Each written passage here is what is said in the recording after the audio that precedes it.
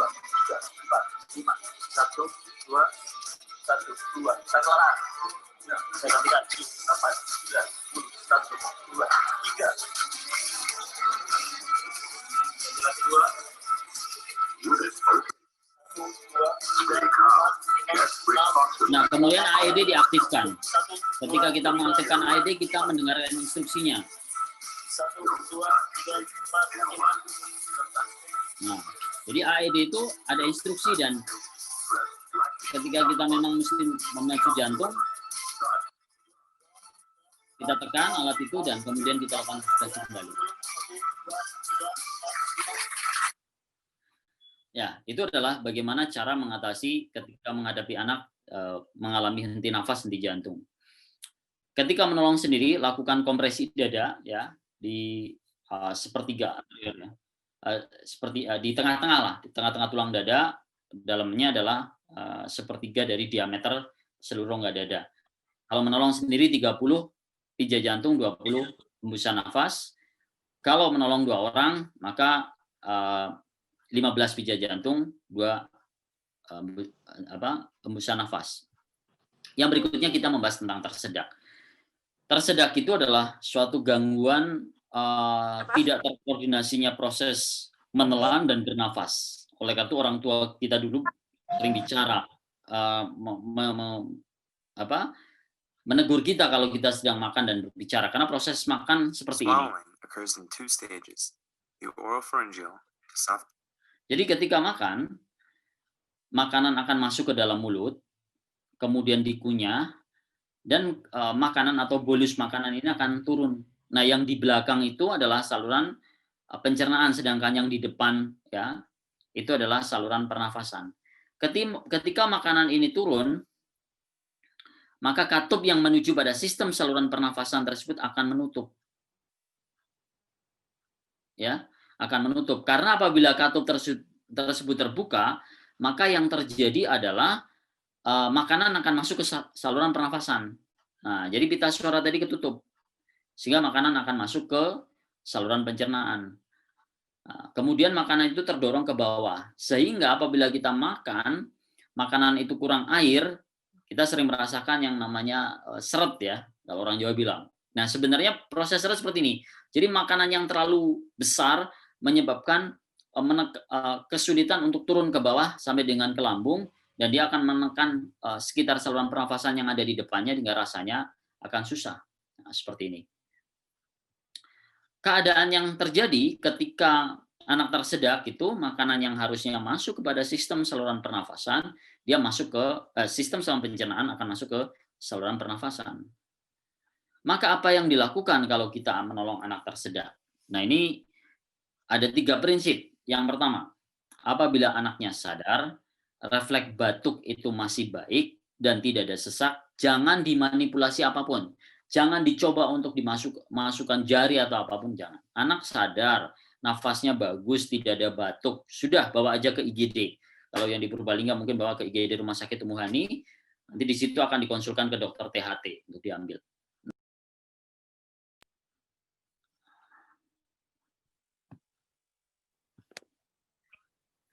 Dalam keadaan dia tidak sadar, tidak bernafas, dan nadi tidak teraba, maka kita akan melakukan bantuan hidup dasar seperti chapter yang sebelumnya, seperti bab yang sebelumnya saya jelaskan tadi.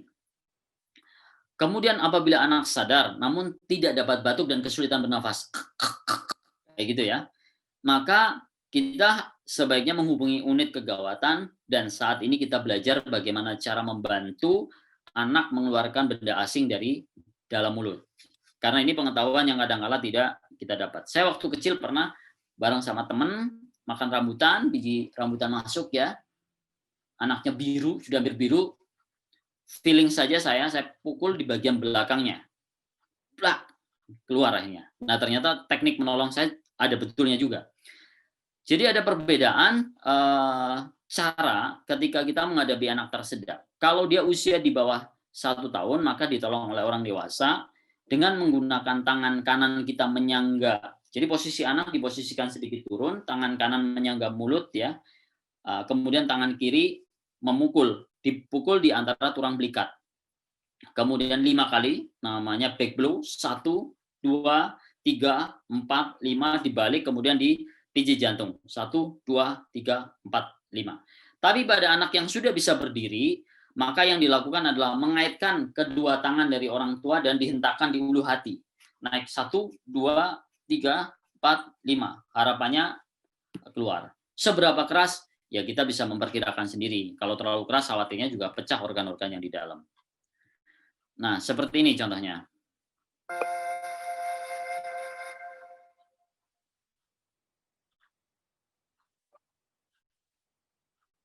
In this video, you'll learn what action to take to save a choking baby who is less than 1 year old. There are 3 possible scenarios to envisage. Scenario 1, the baby is still breathing. Monitor the baby, but do nothing else. Coughing is more effective than first aid procedures.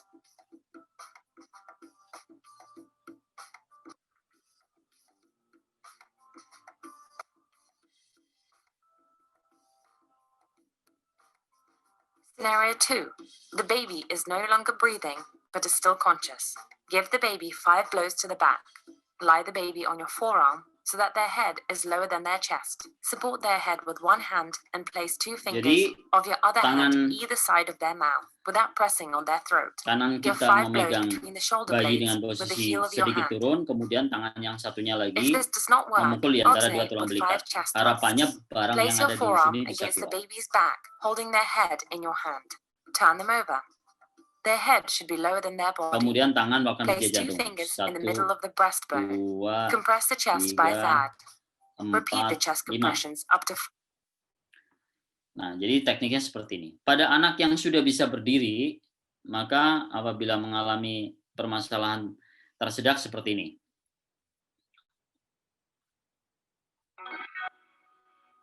First aid for a child who's choking. Can you go and do your homework, please, Nadia? But Mum, I don't want. What's wrong? Are you choking? Cough it up. Come on. Give up to 5 back Tetap dipukul blows. dari belakang dulu, namanya back blow, Hit them firmly between the shoulder blades. 5 kali, tapi juga tidak boleh terlalu keras ya. Kemudian kita hentakan ke belakang. 1, Give up to 5 abdominal thrusts. 3, Pull 4, inwards and upwards. sampai dengan keluar. Oke, itu 2 poin hal yang kegawatan pada non-infeksi yang sering terjadi, tetapi di Indonesia masih jarang dibahas oleh orang. Sehingga seringkali orang datang membawa anaknya dalam keadaan tersedak sudah biru, sulit diatasi. Yang kedua adalah kalau kadang-kadang sebenarnya sumbatan jalan nafas itu tenang, anaknya bisa nafas biasa, tapi orang tua tahu bahwa ada barang yang masuk ke dalam tenggorokan, kemudian berusaha dimanipulasi malah justru semakin memperberat keadaan itu. Kalau dalam keadaan anak bisa bernafas, tenang, batuk, oke, bawa aja ke IGD, kemudian nanti dokter THT yang akan. Berikutnya kita akan membahas tentang mimisan. Ya, mimisan ini sering terjadi. Jadi mimisan itu bisa jadi faktornya karena lokal.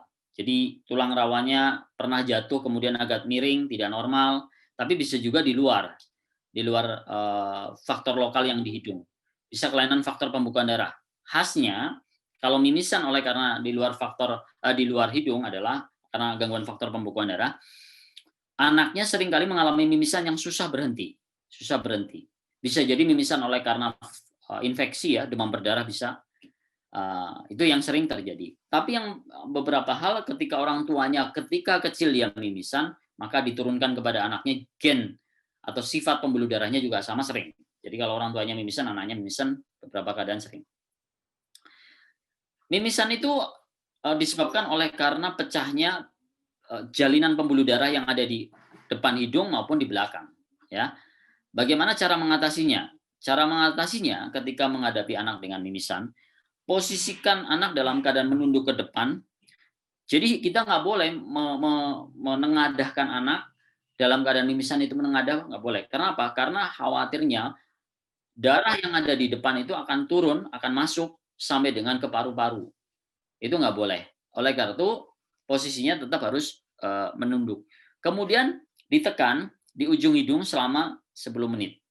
Lalu ada pertanyaan, bagaimana kalau diberikan es? Bagaimana? Ini sebenarnya simpel. Nggak usah diberikan es saja, di-dab pakai tangan, 10 menit harus selesai. Apabila di-dab dengan menggunakan tangan atau dipegang dengan tangan 10 menit tidak berhenti, kita harus mengingat bahwa kemungkinan mimisan ini bukan disebabkan oleh karena faktor lokal di hidung, namun disebabkan oleh karena faktor penyakit yang lain.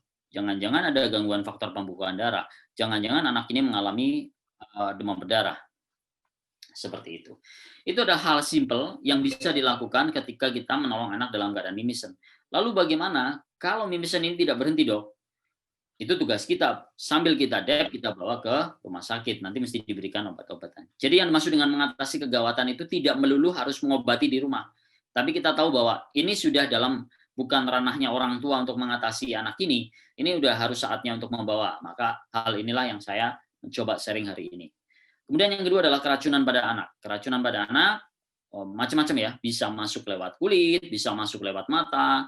Pada ibu hamil itu tertransfer dari ibunya atau terhirup, tertelan dan lain sebagainya.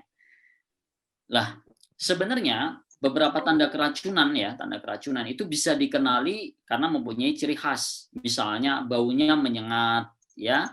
Contoh misalnya keracunan arsenik organofosfat itu dan fosfor tercium bau seperti bawang putih. Kalau aston atau keracunan aspirin biasanya akan tercium bau aston. Bau aston itu mirip seperti bau semut. Ya. Kemudian kalau keracunan obat fenotiazin itu kencingnya berwarna merah muda. Kalau keracunan singkong itu bisa menyebabkan keracunan ya. Kalau orang Purbalingga bilang apa? Bolet ya, bolet. Itu bisa menyebabkan terjadinya keracunan sianida. Ya. Keracunan sianida itu aroma nafasnya baunya itu seperti almond. Nah, bahan apa saja ya? Nah, ini insektisida bisa dibunuh dengan menggunakan klorinatid hidrat ya, atau sering kita mengenal zaman dulu ya, ada DDT, dieldrin, endrin. Itu kadang pada anak apabila kita meletakkannya sembarangan bisa diminum dan bisa menyebabkan terjadinya keracunan. Ada organofosfat, malation, paration, obat-obat nyamuk itu. Karbamat ya. Itu juga sering menyebabkan keracunan. Tapi intinya seperti ini. Yang ingin saya ini nanti bisa dibaca di buku saya atau di bahan nanti bahannya akan dibagikan.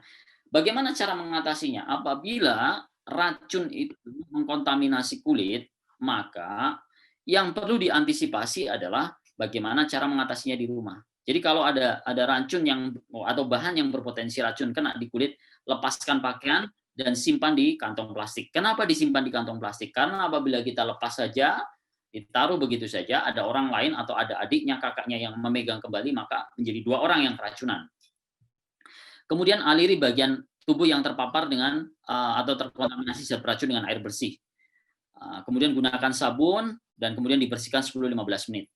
Ya, dan berhati-hati agar ketika kita menyiram tidak malah justru menyebabkan cipratan baru sampai dengan ke mata dan lain sebagainya. Jadi mesti harus hati-hati. Itu namanya dekontaminasi ke kulit. Kalau terhisap ya udara, misalnya keracunan gas yang ada di dalam, maka dibawa anaknya keluar agar menghirup udara oksigen bebas. Kalau kena mata sebaiknya menggunakan NaCl 0,9% atau air hangat 20 menit. Tapi menurut saya jangan lama-lama di rumah. Ini langkah penanganan awal. Setelah dikontaminasi mata, langsung bawa ke fasilitas kesehatan terdekat. Kemudian keracunan itu bisa sifatnya mendadak, tapi keracunan itu juga sifatnya bisa jadi menaun. Nah, yang sering dibawa ke rumah sakit adalah anak yang keracunan sifatnya mendadak. Ya, ini penanganannya. Kalau di rumah sakit ya namanya terapi suportif. Kalau ada antidotnya atau ada anti racunnya diberikan antidot. Yang penting justru ini sebenarnya, tips untuk mencegah keracunan. Yang pertama, ini yang sering terjadi pada diri kita, tidak hati-hati. Simpan obat pada tempat khusus. Dan hindari menyimpan obat atau menyimpan bahan apapun itu di tempat yang sama dengan makanan. Itu berbahaya. Ya, jadi obat-obat terkunci. Kalau bisa jangkauannya jauh dari anak. Kemudian yang kedua, jangan buang label obat. Jadi sering itu obatnya dibuang. Hal ini akan membingungkan. Dan seringkali orang tua kalau memberikan obat pada anak bilang, ini minum makan permen. Nah, ini juga fatal, nggak boleh. Karena anak harus membedakan mana permen, mana obat. Kalau tidak dia akan sendiri mengambil dan kemudian dikonsumsi sendiri. Itu bisa berdampak fatal. Dan orang tua ketika akan memberikan obat itu harus dibaca etiketnya. Saya pernah mengalami sariawan. Ada 2 obat yang mirip-mirip, ya. Yang satu adalah obat anti jamur, yang satu adalah digunakan untuk sariawan. Begitu dioles masuk ke lidah, baru saya baca, saya teledor, ternyata obat jamur. Nah, itu bahaya. Oleh karena itu harus baca petunjuk sebelum menggunakan. Dan ketika akan memberikan obat kepada anak, biasakan nyalakan lampu, ya, atau berikan obat pada anak di tempat yang terang. Walaupun kita tahu itu obat itu sudah jelas, tapi untuk menghindari kesalahan, pastikan di tempat yang terang. Ini tadi yang saya sebutkan. Jangan menyebutkan obat sebagai permen, karena itu justru akan membingungkan kepada anak. Dan anak akan mencuri-curi karena merasa bahwa obat itu permen. Ajarkan anak untuk tidak minum obat apapun kecuali yang akan memberikan adalah pengasuh atau orang tua. Khawatir dibius. Dan nah ini kita seringkali menimbun barang yang nggak penting. Apa istilahnya ya? Pokoknya ditimbun di dalam lemari. Ini juga nggak bagus. Ini harus dikeluarkan setiap 6 bulan. Yang udah nggak bisa kepakai dibuang. Dan sekarang banyak kemasan-kemasan kayak cat dan lain sebagainya menggunakan air mineral. Menurut saya nggak setuju kalau pabrikan-pabrikan atau perusahaan rumah tangga menggunakan itu, karena sering kejadian keracunan karena mereka minum setelah main bola pelarut-pelarut untuk ngecat dan lain sebagainya di botol air mineral. Kemudian jauhkan pupuk atau obat dari jangkauan anak, jelas. Jauhkan minyak tanah, pelarut cat dari jangkauan anak. Hindari memasukkan cairan pembersih rumah tangga, minyak tanah itu dalam botol mineral, karena ini bisa berakibat fatal. Ya. Oke, itu adalah bentuk dari kegawatan di infeksi. Di non-infeksi. Kita akan mencoba bentuk kegawatan di infeksi. Dalam 1 minggu belakangan, saya mendapatkan 2 pasien demam berdarah masuk ICU. Yang satu dengan perdarahan hebat, yang satu dengan kebocoran pembuluh darah. Jadi kita mesti hati-hati.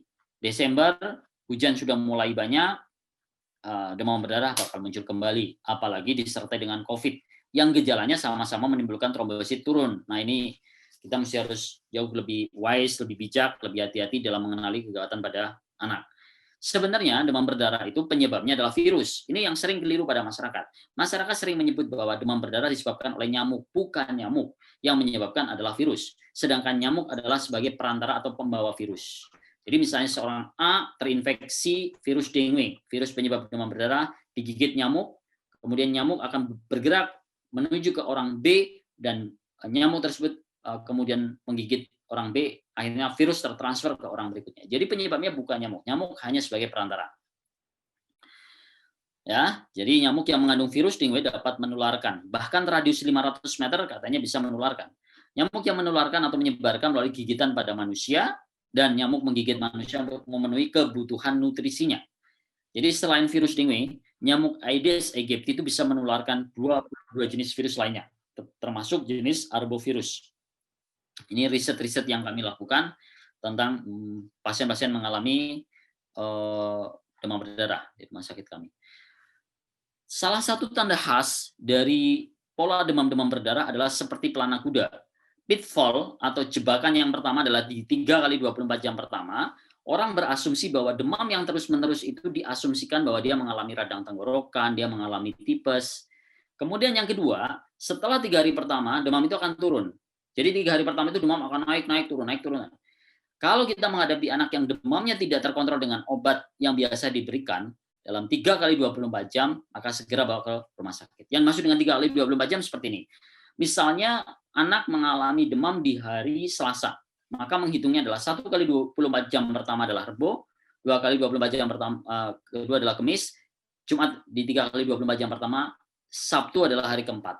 Jadi bukan dihitung dari Selasa, tapi 24 jam pertama. Kemudian ketika demam turun, hari keempat, hari kelima justru masa kritis. Jadi ini sering terjebak dikira anaknya sembuh, tapi justru masuk masa kritis demam berdarah. Apa yang terjadi? Bisa terjadi pecah pembuluh darah, bisa terjadi perembesan pembuluh darah, bisa terjadi gangguan fungsi liver, dan lain sebagainya. Baru hari ke-6, hari ke-7 dia tahap penyembuhan. Dan istimewanya, kebocoran plasma atau kebocoran pembuluh darah pada demam berdarah tidak bisa dicegah dalam prosesnya.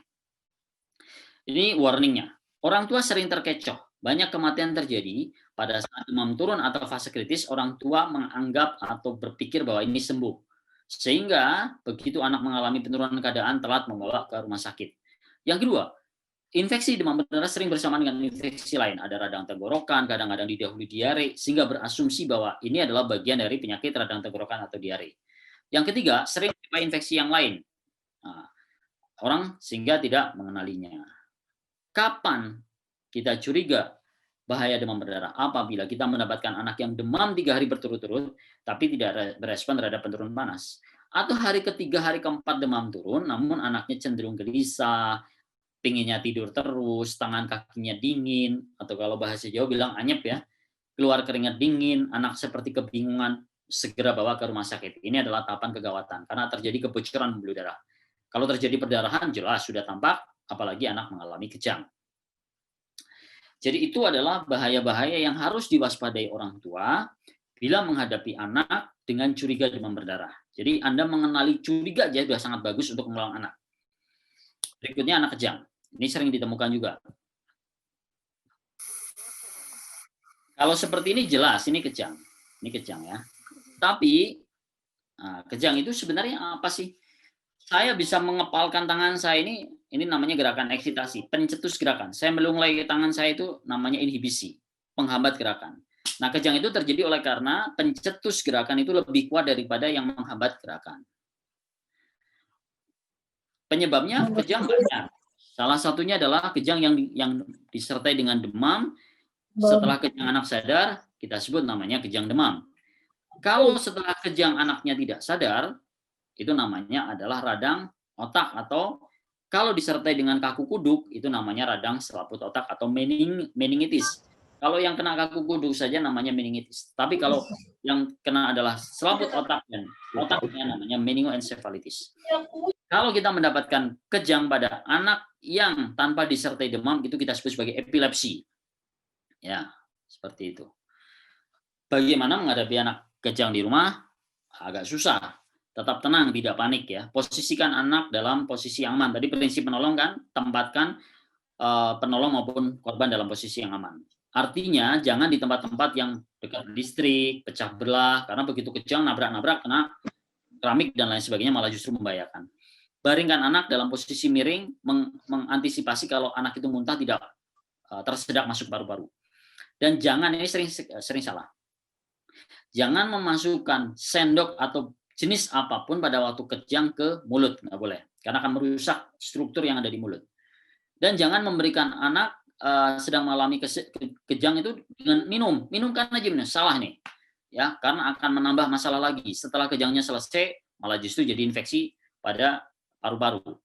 Dan anak yang pernah mendapatkan obat anti kejang, pernah kejang sebelumnya, biasanya sama dokternya diberikan obat anti kejang, itu dibawakan. Ada lagi nih, yang sering saya temui ketika menghadapi anak kejang, anaknya dicemplungin ke dalam bak. Nah, itu juga nggak boleh. Kalau anak dalam keadaan kejang demam, itu yang terjadi justru terjadi penurunan suhu yang amat sangat drastis dan tubuh akan berusaha untuk menghasilkan suhu yang amat sangat tinggi. Intinya segera dibawa ke rumah sakit.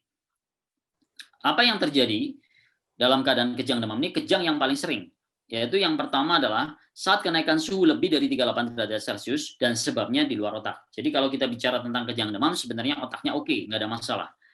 Dan faktor genetik, maka biasanya akan ditanya apakah bapak ibunya pada waktu kecil pernah kejang. Kalau orang Jawa bilang ya, kalau di Jawa Timur itu bilang namanya step. Apakah pernah step? Dan apabila ada keluarga dengan riwayat epilepsi, kejang tanpa demam, maka risiko kejang demam berulang sangat tinggi. Ketika kejang berikutnya, itu ambang kejangnya turun. Misal gini, pada saat kejang pertama suhu 41 derajat Celcius, next kejang kedua pada suhu 40 derajat Celcius bisa jadi kejang. 39 derajat Celcius lama-lama bisa kejang. 38 kejang. Sampai dalam suhu normal bisa kejang, berarti kejang demam yang bisa jatuh ke kondisi epilepsi. Itu yang mesti hati-hati. Dr. Kadafi, ngapunten mengingatkan waktu tinggal 10 menit lagi. Oke, mudah-mudahan selesai ya. Sediakan, jadi yang mesti disiapkan adalah orang tua nggak panik. Kemudian menyiapkan termometer, obat penurun panas. Jadi walaupun beberapa case ya, demam itu adalah sahabat, demam itu kawan, tapi dalam situasi tertentu kadang-kadang demam itu bisa menjadi lawan. Jika sering mengalami kejang demam, maka sediakan obat anti kejang. Dan harus segera membawa ke rumah sakit. Ini adalah karakter kejang yang terjadi pada bayi yang sering tidak dikenali. Bayi itu otaknya belum matang kanan dan kiri, sehingga kadang-kala bentuk kejangnya beda sama orang yang lain. Ini kejang bahasa ini. Jadi apa yang menjadi ciri khas? Bayi menangis dengan ritmik seperti orang mengayuh, atau dia menangis secara ritmik seperti ini. Dan tidak bisa diinterupsi, tidak bisa di stop. Nah, ini kejang. Ini namanya kejang mioklonik. I don't know what this is that he's doing. Kejang ini. He just had some regular real milk. It's not. Kalau itu masih kelihatan. Ini namanya absent seizure. Jadi kejang yang absen. Nah, ini kejang. Lihat matanya. Nah, dia kejang.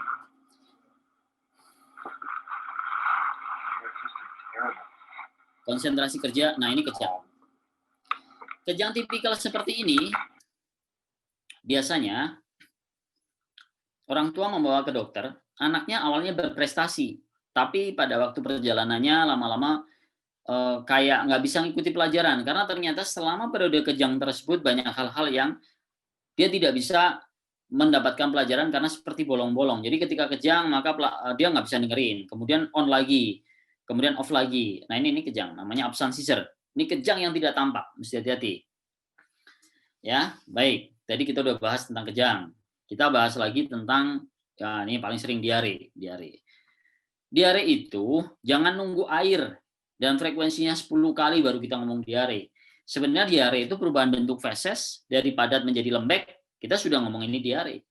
Atau dari frekuensi yang tadinya 1 sampai dengan 2 kali menjadi 7 atau 5 kali, itu sudah diare. Ya, kalau menggunakan patokan 3 kali, ada beberapa anak yang memang BAB rutinnya 3 kali, apakah dia diare? Tidak, itu masih normal. Yang paling sering adalah infeksi virus ya, rotavirus. COVID sekarang ada beberapa manifestasi dari anak yang datang ke kami dengan keadaan nyeri perut dan diare. Jadi agak susah. Kemudian diare bisa disebabkan oleh faktor di luar saluran cerna, misalnya infeksi sistem saluran pernafasan yang kemudian merambat pada sistem saluran pencernaan, atau non-infeksi, alergi terhadap protein susu sapi, malabsorpsi, menyebabkan diare. Nah ini sering saya gambar ketika ada pasien datang ke praktek saya. Jadi kalau kita membayangkan usus kita itu mirip seperti lapisan dalamnya usus sapi, ada babatnya. Kalau bahasa medisnya namanya villi usus. Dalam keadaan diare, villi tersebut itu akan mengalami proses perontokan atau gundul. Nah, villi itu sendiri sifatnya berfungsi untuk menyerap. Ketika ini gundul, maka makanan yang lewat tidak terserap, akan bablas lanjut ke bawah.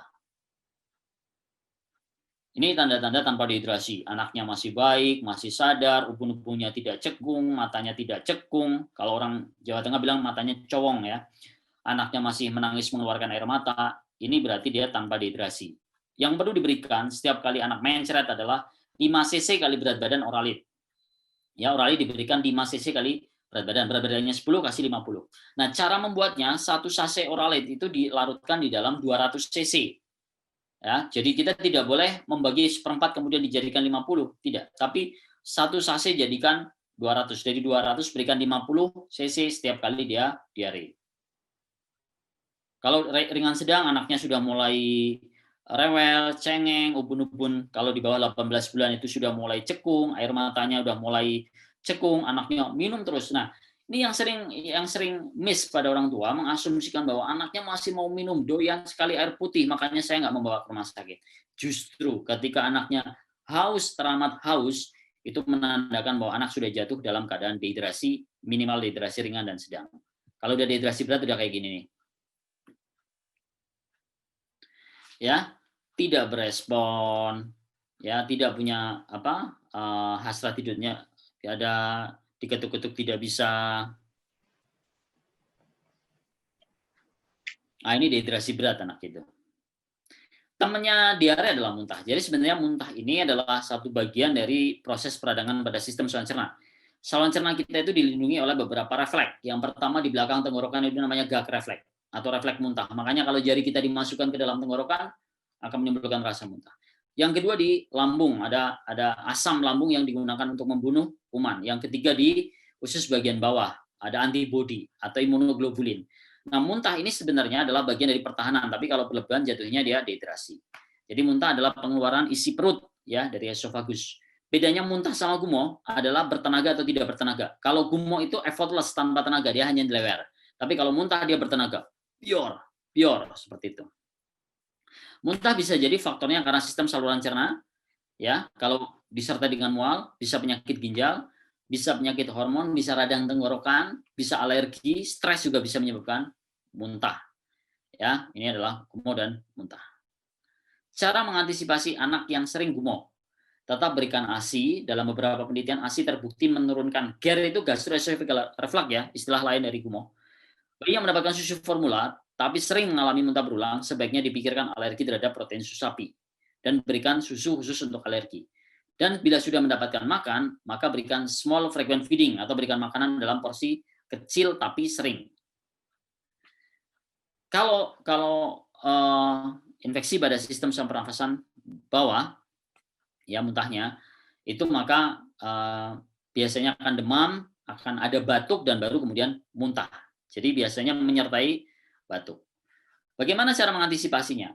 Muntah itu bisa dari gangguan saluran cerna, saluran nafas, alergi makanan, penyakit ginjal dinilai dehidrasi atau enggak dehidrasi. Kalau tanpa dehidrasi, obat jalan bisa. Tapi dengan dehidrasi hati-hati. Bisa dia di rumah, bisa harus opname.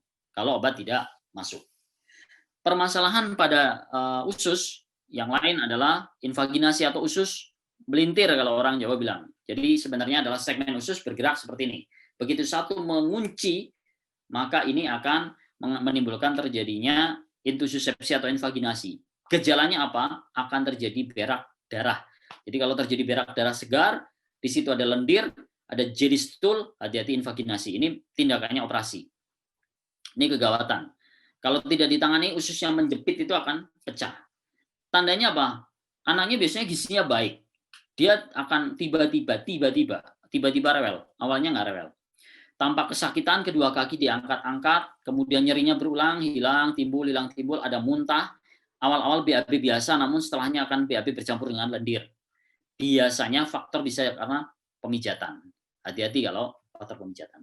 Ini mutlak, tidak bisa ditangani di rumah, harus segera dibawa rumah sakit. Nah, yang saya perkenalkan ini adalah mengatasi kegawatan dengan cara mengenali. Hati-hati kalau anak Anda mengalami pertama BAB biasa, nyeri perut, kakinya diangkat-angkat, anaknya gizinya baik, ujung-ujungnya dia mengalami BAB berdarah, namanya invaginasi atau ususnya kejepit.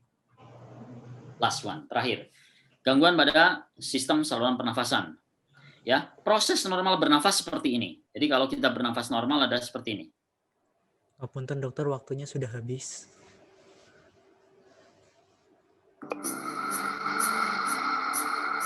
Jadi diafragma didatarkan, udara masuk, kemudian relaksasi udara keluar, masuk dan keluar. Nah, jadi itu pergerakan. Yang mengontrol siapa? Otak. Jadi anak yang mengalami kejang yang lama, ujung-ujungnya bisa henti nafas. Bisa karena kontrol yang ada di otak bermasalah. Dan ada faktor yang lain. Kita bahas tentang radang paru, apapun sebabnya. Kalau sekarang lagi COVID menimbulkan radang paru. Jadi invasi kuman dari sistem saluran pernafasan bawah, yaitu di bawah pita suara. Melalui apa? Melalui percikan batuk, tersedak, ya. Nah, pneumonia itu ditandai oleh 3 trias: batuk, sesak, demam. Kadang-kadang pada anak-anak yang lebih muda disertai dengan nyeri perut. Dan bisa dicegah dengan imunisasi, seperti ini. Pneumonia is inflammation in your lungs caused by an infection. You have 2 lungs, one on each side of your chest. Each lung has separate sections called lobes. Normally, as you breathe, air moves freely through your trachea or windpipe. Capillaries surround your alveoli. Oxygen from the air you breathe Jadi ini passes adalah into your paru paling bawah, capillaries. bentuknya itu kecil Then seperti carbon anggur ya, dioxide sebagai from your tempat body. pertukaran oksigen.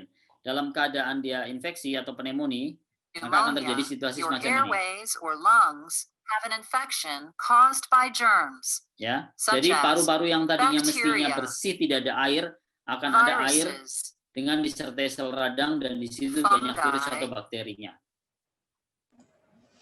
Bahkan kadang-kadang that cacing lines bisa. your trachea, bronchi, and bronchioles. Hair-like cilia lining the tubes, Ini normal, constantly ada push rambut-rambut silisia. Dalam keadaan dia infeksi, maka seperti ini. to fill with fluid, making it difficult for your body Kenapa to get bisa the menimbulkan oxygen terjadinya it suatu needs. muntah? If you Karena have lobar lendir yang banyak itu akan pneumonia, merangsang one batuk dan lobe pada of your anak-anak lungs is affected. yang refleks batuknya tidak bagus If you akan have disertai dengan muntah. bronchopneumonia, Paru-parunya akan many muncul bercak-bercak areas of seperti itu. Dokter, mohon maaf, waktu sudah habis, dokter. Oke, saya minta tambahan 3 menit lagi aja. Oke, dokter. Jadi yang perlu tahu orang tua adalah laju nafasnya lebih dari normal. Ya, ini laju nafas yang normal, nanti bisa dibaca. Jadi kalau paru yang bagus itu bersih. Kalau paru yang mengalami peradangan, dalamnya itu ada lendir atau proses sel radang, sehingga kalau didengarkan pakai stetoskop itu akan terdengar suara krak-krak gitu. Nah, gambarannya seperti ini, gambaran ilustrasinya. Maka terapinya kalau sudah kena radang paru ya oksigen, kemudian diberikan kalori, ya, kemudian dimasukkan antibiotik. Nah, antibiotik harus diberikan.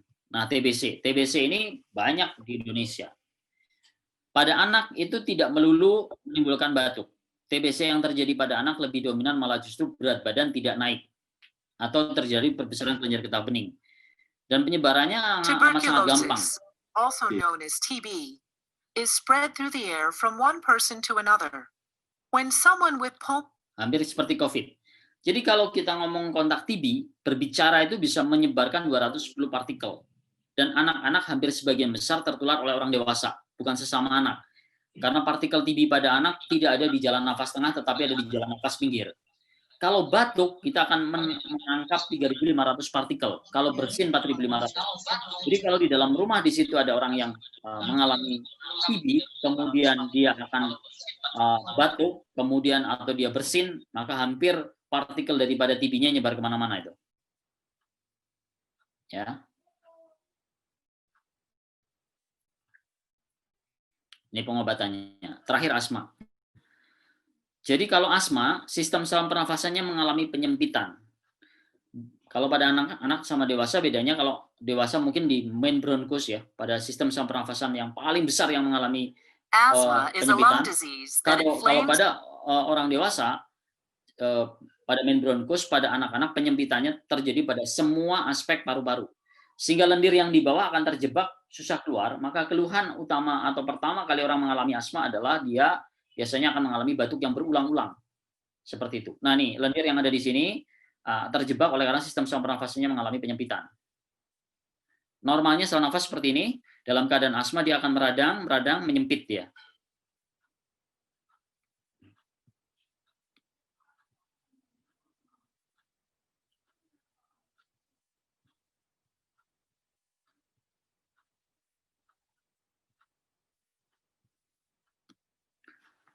Intinya karena asma ini bagian dari alergi, menghindari sumber pencetus, ya, kemudian mengetahui dulu, menghindari dan memberikan obat-obatan nebulisasi boleh untuk mengatasi secara cepat. Jadi kesimpulannya adalah mengenali kegawatan pada anak itu dapat menurunkan angka kesakitan dan kematian. Dan jenis kegawatan bisa dibagi menjadi dua, berupa infeksi dan non-infeksi. Kemudian memahami proses terjadinya penyakit akan membantu mengatasi kegawat daruratan pada anak. Terima kasih. Assalamualaikum warahmatullahi wabarakatuh. Waalaikumsalam warahmatullahi wabarakatuh. Terima kasih kepada Dr. Kadafi yang sudah memaparkan materinya secara lengkap. Kasus-kasus kegawat daruratan yang sering terjadi di lingkungan kita, Dok. Saya simpulkan lagi, untuk orang tua tidak perlu untuk orang tua tidak perlu panik. Orang tua harus mengerti. Saya tidak bisa mendengar suara Dr. Danan. Halo, Dok. Bisa mendengar, Dok? Saya terdengar. Terdengar, Dok. Saya nggak bisa dengar. Tes.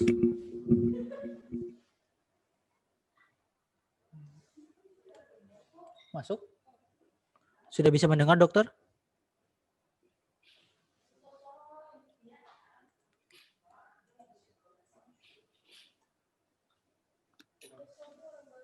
Halo, dokter? Apa hanya di saya aja yang bisa nggak bisa dengar atau seperti apa? Mohon maaf, apakah suara saya terdengar? Dengar, Dok.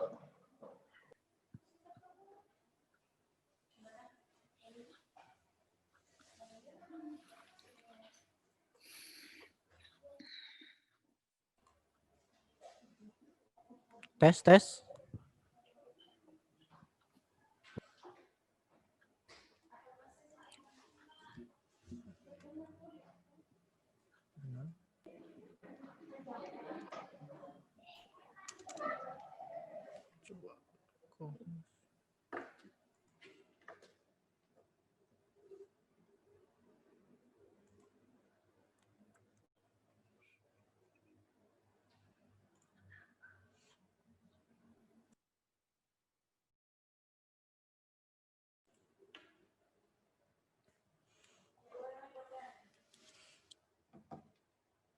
Tes. Apakah terdengar, dokter?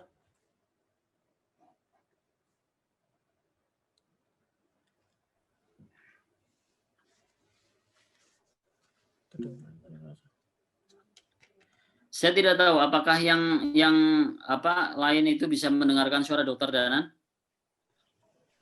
Kalau dari saya bisa, Dok. Jelas. Atau di saya ya? Saya out sebentar ya, saya masuk lagi ya. Oke, dokter.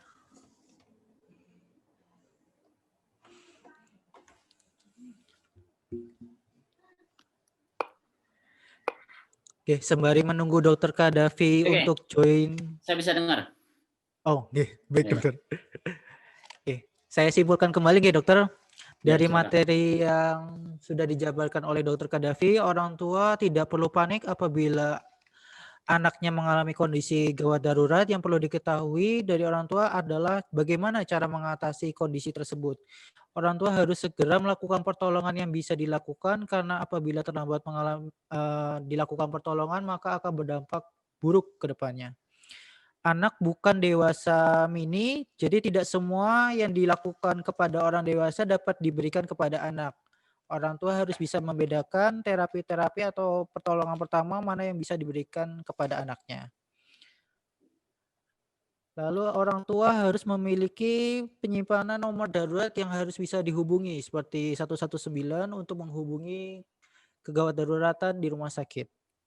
Selanjutnya kita akan langsung masuk ke sesi tanya jawab saja, dokter. Siap. Ini sudah banyak pertanyaan yang masuk. Saya akan share screen terlebih dahulu. Yang pertama, pertanyaan dari Erning Pawiti, bila sudah atau sedang kejang, apa yang harus dilakukan dan bagaimana cara mengatasinya? Monggo, Langsung dijawab ya. Oke. Oke. Jadi bila sedang kejang, maka langkah yang perlu dilakukan adalah tadi, tempatkan anak dalam posisi bidang datar. Seringkali prinsip utama menolong kegawatan kita sering ditekankan adalah ABC, airway, breathing, sirkulasi. Jadi yang pertama pastikan jalan nafas tetap terbuka, kemudian pernafasannya berjalan lancar. Nah, salah satu mengantisipasinya adalah tempatkan pada posisi yang datar agar jalan nafasnya kebuka. Dalam situasi kejang, apabila dia sudah berulang kejang, maka tadi saya sarankan untuk menyimpan obat anti kejang, sehingga ketika terjadi kejang bisa diberikan. Namun apabila tidak mempunyai obat anti kejang, maka longgarkan baju, ya, longgarkan agar oksigen bisa masuk dan segera bawa ke rumah sakit. Karena tidak ada hal yang bisa dilakukan untuk menghentikan kejang kecuali obat anti kejang. Kemudian yang kedua, justru yang paling penting adalah mengantisipasinya. Kalau anak sudah pernah mempunyai riwayat kejang demam, maka manajemen terhadap demam ini yang harus efektif.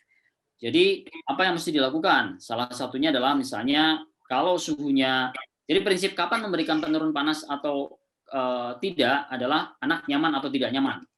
Kalau anak suhu 38 dia masih relatif cukup nyaman, silahkan kompres. Tapi kalau sudah mulai tidak nyaman, mulai terkaget-kaget, nah ini yang mesti harus diantisipasi atau harus diantisipasi dengan obat penurun panas. Dan mengompresnya bukan dengan menggunakan air dingin, tetapi menggunakan air hangat, terutama di lipat ketiak atau lipat paha, di mana di situ adalah pembuluh darah besar.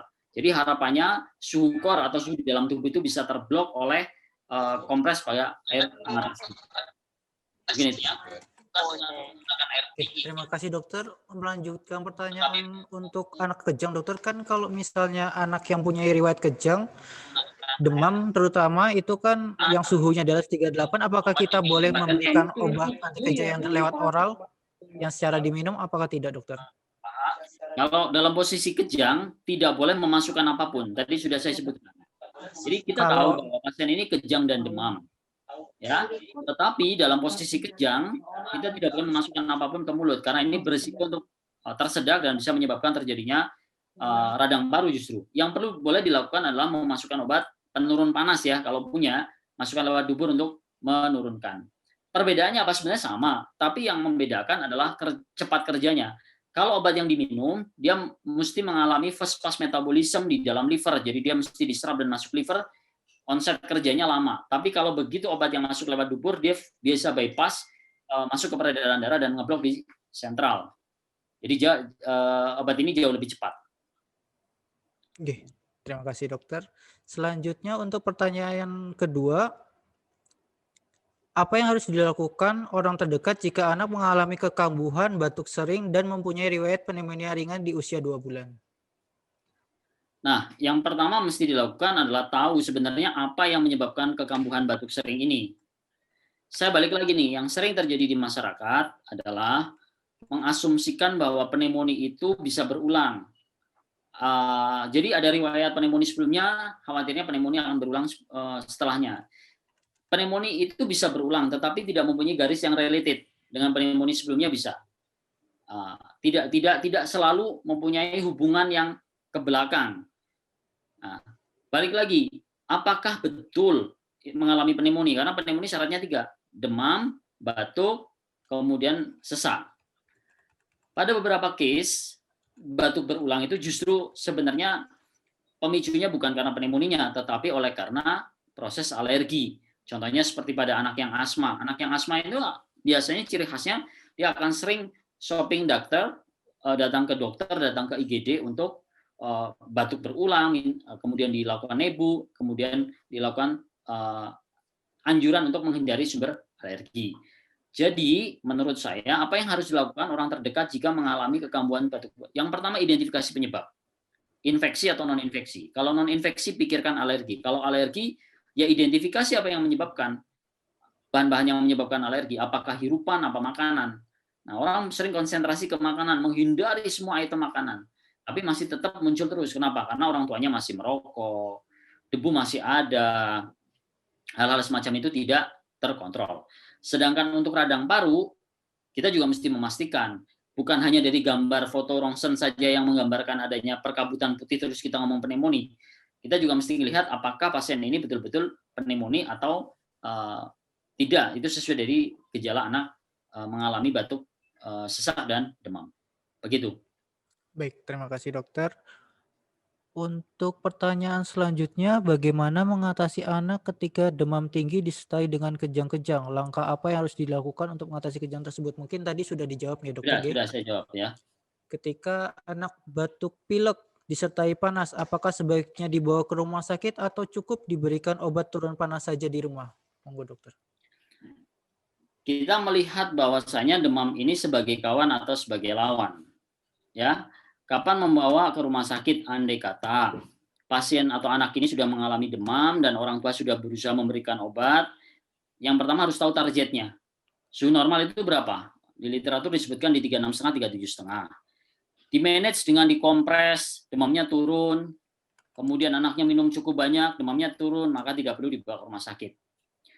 Yang kedua, ketika sudah diberikan obat penurun panas oleh orang tua, dan anak masih tetap demam dalam 3 kali 24 jam, tadi pikirkan demam berdarah. Namun ada hal yang paling penting sebenarnya. Demam ini adalah bagian dari respon tubuh terhadap benda asing yang masuk ke dalam tubuh. Baik itu bakteri atau non-bakterial, virus atau non-virus, pokoknya ada infeksi maupun non-infeksi masuk. Sehingga ketika kita menghadapi demam, tugas dari kita adalah mencari di mana sumber barang asing ini atau benda asing ini masuk ke dalam sistem dalam tubuh. Andai kata dia masuk ke dalam sistem saluran cerna, biasanya akan muncul mual dan muntah. Apabila masuk ke dalam sistem saluran pernafasan, maka akan menimbulkan batuk. Jadi utamanya adalah bukan hanya menurunkan demam dengan obat penurun panas, tetapi mencari penyebab yang mendasari. Apabila kita tidak bisa menemukan penyebab yang mendasari, walaupun mau diberikan obat penurun panas model apapun, tidak akan turun. Seperti itu. Mungkin melanjutkan pertanyaan dokter, untuk mengetahui penyebab demam tersebut, apakah kalau misalnya demam sudah lebih dari 3 hari harus langsung cek darah atau bagaimana dokter? Amannya seperti itu. Karena kita endemis. Banyak kasus-kasus yang kita justru ketemunya setelah keadaan berat. Kalau saya pribadi, demam 3 kali 24 jam tidak berespon, kita akan cek sebenarnya. Karena tidak ada clue lain kalau pada DB kecuali pada DSS atau demam berdarah yang tipe shock, datang ke kita sudah dalam keadaan full blown atau jelas sekali, maka paling aman adalah mencari penyebabnya. Karena dari pemeriksaan darah kita bisa breakdown, kalau polanya leukosit tinggi dengan neutrofil tinggi mungkin bakteri. Tapi kalau leukositnya rendah dengan limfosit tinggi mungkin virus. Jadi paling tidak bisa mengarahkan ke terapi kita jauh lebih spesifik. Oke. Baik, terima kasih dokter. Untuk pertanyaan selanjutnya, tindakan apa yang bisa dilakukan oleh orang tua pada anak yang tergigit hewan berbisa? Misalkan ular dan kalajengking mengingat rumah saya dekat dengan sawah. Pertanyaan dari Diah Maula. Oke, bagus ya. Ini pertanyaan bagus. Kalau ular, maka sebaiknya dilakukan imobilisasi. Jadi sistem beban dan lain sebagainya mulai ditinggalkan. Tapi lebih cenderung untuk tidak banyak menggerakkan area yang tergigit, kemudian bawa ke rumah sakit, dan dari rumah sakit nanti akan dicek apakah dia berpengaruh terhadap HB. Jangan-jangan dia sifatnya hemolisin, jadi yang menghancurkan darah. Kemudian jangan-jangan dia yang ngeblok pada susunan saraf pusat sehingga anaknya mengalami kejang. Jadi, tapi prinsipnya untuk memobilisasi bisa itu untuk meminimalkan bisa untuk tidak menyebar adalah dilakukan imobilisasi. Itu langkah yang bisa dilakukan. Tapi kalau misalnya bisa ya dicegah, jangan sampai anak dibiarkan sendiri mengeksplorasi akhirnya kontak dengan hewan-hewan berbisa tersebut. Oke. Mungkin ingin bertanya lagi dokter, kalau zaman dulu kan itu apabila habis tergigit ular ataupun binatang lainnya, kita langsung mengikat di daerah yang terkena gigitan seperti itu, apakah masih diperbolehkan atau tidak dokter? Beberapa literatur menyebutkan seperti itu, tapi kemarin saya sharing dengan Dr. Tri Marani itu lebih efektif malah justru mengimobilisasi sebenarnya. Di buku saya masih menggunakan beberapa literatur yang mengikat ya, tapi perkembangan ilmu kan berkembang. Ternyata lebih efektif untuk diimobilisasi. Pokoknya jangan bergerak posisinya. Prinsipnya gitu. Oke, baik, terima kasih dokter. Terus untuk pertanyaan selanjutnya, bagaimana kriteria gawat darurat pada anak dan pertolongan pertama pada balita yang tersedak? Apakah boleh diberi minum agar hilang tersedaknya atau tidak? Prinsipnya 3. Anak masih bisa bernafas, masih sadar, dan kita tahu jelas bahwa anak tersedak, maka tidak perlu diapa-apakan, segera bawa ke rumah sakit. Kalau anak dalam keadaan dia tidak bernafas, kemudian denyut jantung sudah mulai turun, lakukan bantuan hidup dasar. Yang ketiga, kalau anak tercekik kayak gitu ya, maka jangan diberikan minum, karena kalau diberikan minum justru akan memperburuk proses tersedak tersebut. Yang perlu dilakukan tadi beberapa manuver yang sudah saya share tadi, mungkin itu. Oke. Baik, selanjutnya bagaimana cara menangani anak yang keracunan makanan? Setelah dilakukan pertolongan pada anak tersedak dan si anak bisa menangis, berapa lama masih harus diobservasi? Ini 2 pertanyaan berbeda, tapi menyambung. Iya. Jadi saya jawab pertanyaan yang pertama dulu ya. Cara menangani keracunan makanan. Nah, jadi konteks keracunan itu seperti ini sebenarnya. Manifestasi bentuk dari keracunan macam-macam, tapi yang paling sering adalah menyangkut permasalahan pada sistem saluran cerna. Hampir sama sih sebenarnya dengan permasalahan atau gangguan saluran cerna secara umum. Biasanya kalau anak-anak yang mengalami keracunan akan muntah terlebih dahulu, kemudian akan diikuti dengan diare, dan terus-menerus. Yang membedakan apa? Yang membedakan kalau keracunan maka ini massal. Jadi kontaminasi bakteri itu mengkontaminasi item makan yang ada di dalam satu komunitas. Misalnya satu keluarga makan item yang sama, maka dia akan mengalami hal yang sama. Bagaimana cara menanganinya? Ya tergantung dari keluhannya apa. Kalau keracunan tersebut berhubungan dengan muntah, diare, rehidrasi, berikan cairan. Seperti itu. Nah, kalau yang dicurigai agen penyebab keracunannya adalah suatu bakteri, ya diberikan antibiotik. Makanya kalau keadaan seperti itu biasanya clue-nya adalah beberapa orang dalam satu keluarga akan bareng-bareng masuk opname ke satu rumah sakit. Biasanya ini keracunan, seperti itu. Kemudian setelah melakukan pertolongan anak tersedak, berapa lama ditangani? Prinsipnya adalah mengetahui bahwa setelah tersedak itu anak dalam keadaan baik-baik saja atau tidak. Yang dimaksud dengan baik-baik saja apa? Ya sistem per sistem itu normal. Contohnya sistem susunan secara pusat, anaknya masih bisa kontak. Sistem saluran pernafasan, anaknya tidak biru, pola nafasnya normal, tidak ada tarikan pada dinding dada, tidak ada cekung-cekung di sekitar leher. Jangan-jangan ketika kita merasa bahwa itu tidak apa-apa, sebenarnya proses sisa benda asing masih ada, sehingga pola nafasnya masih ada stridor atau ngorok masih ada. Nah, hal yang semacam ini sebaiknya segera dibawa ke rumah sakit. Jadi kalau berapa lamanya ya dilihat dari keadaan yang kita temukan. Kalau keadaannya memang menyisakan hal yang masih perlu dilakukan terapi optimalnya atau totalnya, bawa segera ke rumah sakit. Oke. Yang online? Oke, ini karena keterbatasan waktu untuk pertanyaannya tidak bisa kita bacakan semuanya, nggih. Mohon maaf. Untuk pertanyaan-pertanyaan yang lainnya mungkin bisa dijawab untuk sesi berikutnya, nggih, Dok.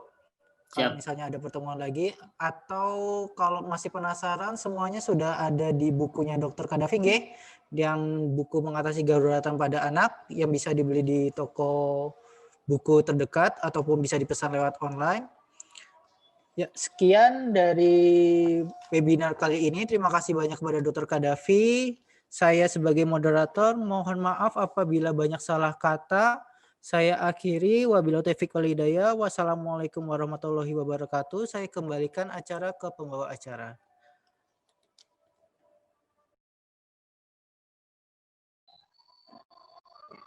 Baik, terima kasih kepada Dr. Danan yang telah memandu acara webinar kita pada hari ini.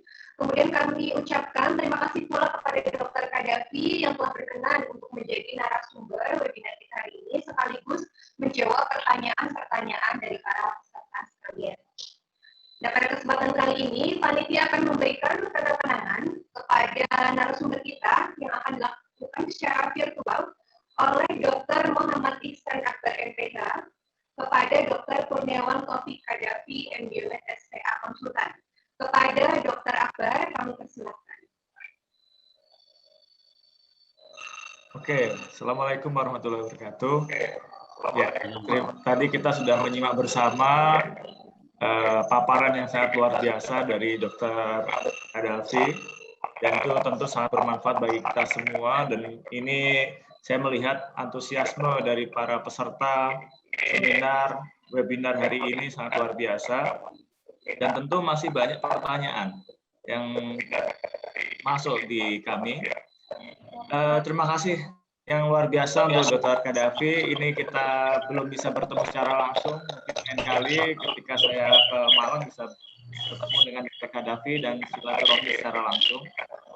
Ini kita aturkan kenang-kenangan untuk Dr. Kadafi. Mungkin nanti bisa dikirim lewat paket ya. Tapi ini secara virtual kita aturkan ucapan terima kasih ke Dr. Kadafi. Oke.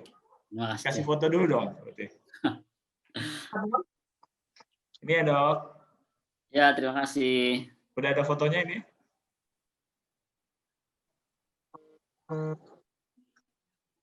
Udah. Mbak Rosi udah difoto? Oke, cukup. Itu ya dok, semoga apa yang kita dapatkan dari Dr. Kadafi hari ini dapat bermanfaat bagi kita semua. Terima kasih. Dan semoga ini bukan yang terakhir, tapi ke depan kita bisa kolaborasi kembali. Saya mewakili dari rumah sakit, sangat berterima kasih pada Dr. Kadafi. Assalamualaikum warahmatullahi wabarakatuh. Waalaikumsalam warahmatullahi wabarakatuh.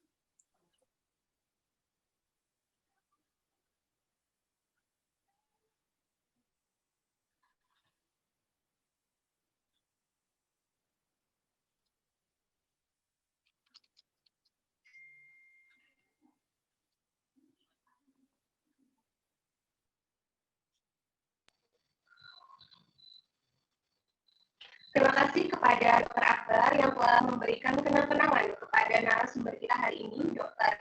Terima kasih banyak. Untuk para peserta, jangan dulu live dari webinar ini, karena kami dari panitia akan memberikan giveaway untuk 8 orang pemenang. Tadi 3 orang yang memberikan pertanyaan, 5 yang nantinya bisa menjawab pertanyaan dari kami panitia.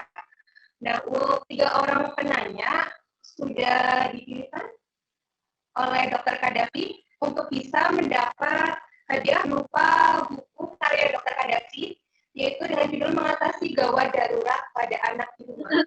Untuk 3 orang tersebut sudah ada namanya. Nanti akan kita umumkan setelah ini, kita skip dulu. Untuk selanjutnya akan kita lanjutkan untuk giveaway-nya, akan kita berikan 5 pertanyaan untuk para peserta. Kita sudah menyediakan 2 buah masker medis, kemudian 3 buah termometer.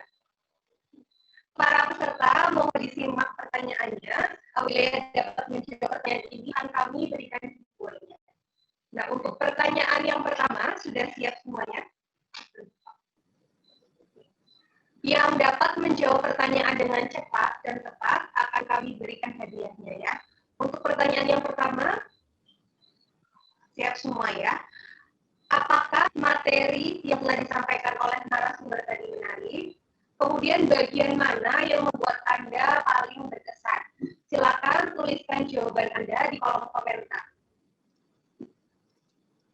Bagi peserta yang dapat menjawab pertanyaan dengan cepat dan tepat, akan kami berikan hadiahnya.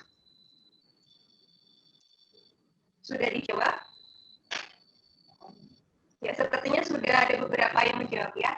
Kemudian kita lanjutkan lagi pertanyaan yang kedua. Tadi disebutkan bahwa anak itu menarik. Nah, kemudian coba jelaskan mengapa anak itu dikatakan menarik. Ya. Bahwa anak itu adalah, silakan jawab di kolom komentar. Sepertinya sudah ada beberapa yang menjawab ya. Kita lanjutkan kembali untuk pertanyaan yang ketiga. Apa yang bisa dikatakan sebagai kegawat daruratan anak di saja yang bisa dikatakan sebagai kegawat daruratan anak di rumah atau di sekolah? Sudah ada yang menjawab? Ya, cepat sekali ya. Kemudian kita lanjutkan untuk pertanyaan yang selanjutnya. Pertanyaan keempat. Bagaimana prosedur menghadapi kegawat daruratan pada anak di rumah? Bagaimanakah prosedur menghadapi kegawat daruratan pada anak di rumah? Silakan jawab. Ya, sudah ada yang menjawab itu ya.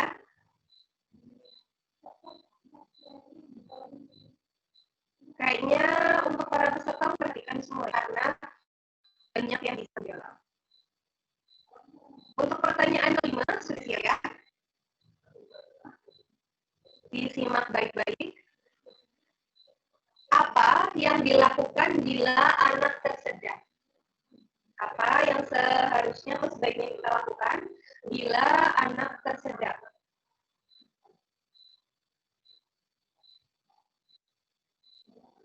Sudah ada yang menjawab?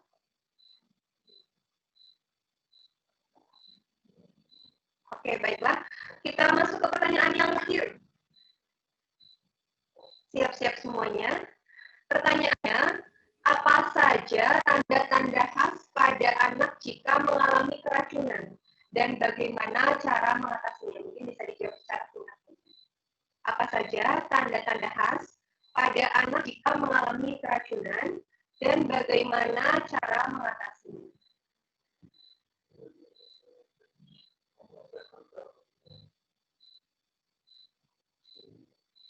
Sudah dijawab, bagaimana cara mengatasinya?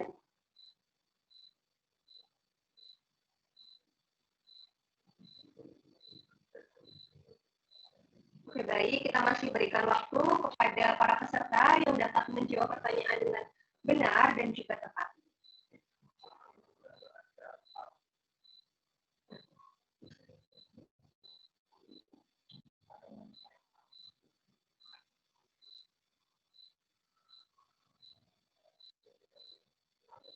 Oke, baiklah, untuk pada para peserta semuanya sudah kita sampaikan juga di kita sejumlah 8 buah.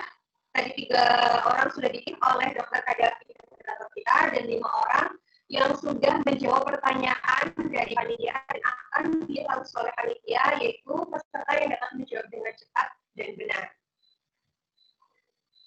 Kemudian acara ini alhamdulillah sudah kita laksanakan bersama walaupun terdapat kendala sedikit, namun bisa berjalan dengan lancar dan masih ada 80 partisipan yang bertahan hingga akhir. Kami ucapkan terima kasih. Terima kasih juga kepada seluruh peserta baik dari Kabupaten Purbalingga maupun kota-kota lain yang sudah join bersama di webinar kali ini. Terima kasih juga kita sampaikan kepada narasumber maupun para peserta semuanya. Akhirnya kita sampai di penghujung acara. Namun sebelum itu saya ingatkan kembali kepada para peserta untuk mengisi formulir evaluasi yang dibagikan melalui kolom chat. Silakan nanti para peserta untuk mengisi formulir evaluasi tersebut. Alhamdulillah, marilah kita tutup acara webinar pada hari ini dengan membaca hamdalah bersama-sama. Alhamdulillahirrahmanirrahim. Dan bagi yang beragama lain, dipersilakan untuk menyesuaikan.